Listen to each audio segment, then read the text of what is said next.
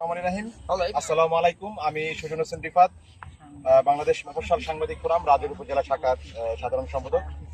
আজকে আমাদের ঈদ পুনর্মিলনী অনুষ্ঠানের সভাপতিত্ব করছেন বাংলাদেশ মফস্বল সাংবাদিক ফোরাম রাজুর উপজেলা শাখার সম্মানিত সভাপতি, আমাদের অর্থনীতি পত্রিকার মাদারীপুর প্রতিনিধি, এবং আপনি ইতিমধ্যে জেনেছেন যে আমাদের অর্থনীতি পত্রিকার সম্পাদক নাইমুর রহমান খান, তিনি বাংলাদেশ সরকারের মাননীয় প্রধানমন্ত্রী দেশরত্ন শেখ হাসিনার মাননীয় প্রেস সচিব উপাধিতে ভূষিত হয়েছেন।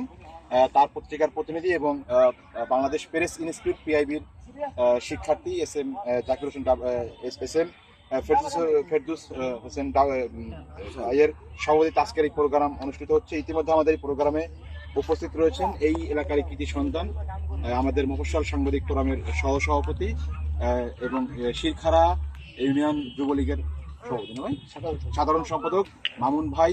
ইতিমধ্যে আমাদের মাঝে উপস্থিত রয়েছেন এই সংগঠনের সহসভাপতি আরিফুজ্জামান বেগ টিপু ভাই। আমাদের মাঝে উপস্থিত রয়েছেন সংগঠনের জয়েন্ট সেক্রেটারি সোহেল শিকদার। আমাদের মাঝে উপস্থিত রয়েছেন সংগঠনের সাংগঠনিক সম্পাদক মেহেদী হাসান সোহেল ভাই। আমাদের মাঝে উপস্থিত রয়েছেন এই এলাকারই পার্শ্ববর্তী যে ইসবপুর ইউনিয়ন, সেই ইসবপুর ইউনিয়ন যুবলীগের সহসভাপতি এবং আমাদের মফস্বল সাংবাদিক ফোরামের রাজুর শাখার প্রচার সম্পাদক আলী শেখ। আমাদের মাঝে উপস্থিত রয়েছেন নয়ন ভাই। আমাদের মাঝে উপস্থিত রয়েছেন আমাদের সংগঠনের ক্রীড়া সম্পাদক আউয়াল ফকির ভাই।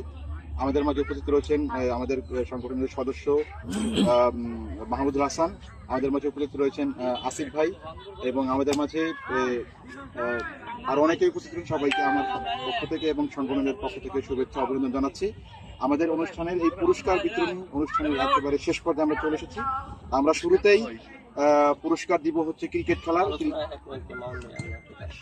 দুঃখিত, এ পর্যায়ে আমাদের মাঝে শুভেচ্ছা বক্তব্য রাখবেন এই শিরখারা ইউনিয়ন আওয়ামী যুবলীগের সংগ্রামী সাধারণ সম্পাদক, আমাদের অত্যন্ত শ্রদ্ধেয় বড় ভাই এবং বিশিষ্ট সাংবাদিক, শিরখারা নিউজ 24 এর সম্পাদক ও প্রকাশক মামুন ভাইকে আমি শুভেচ্ছা বক্তব্য রাখার জন্য বিনীত অনুরোধ জানাচ্ছি।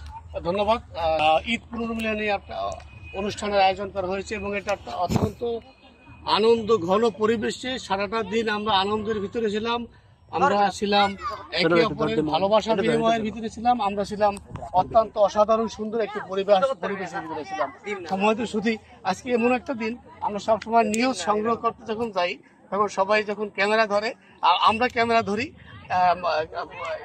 যখন রেকর্ড করতে যাই অন্য সবাই আজকে তারা তাদের ইন্টারভিউ দেয় বা তাদের কথা ব্যক্ত করে।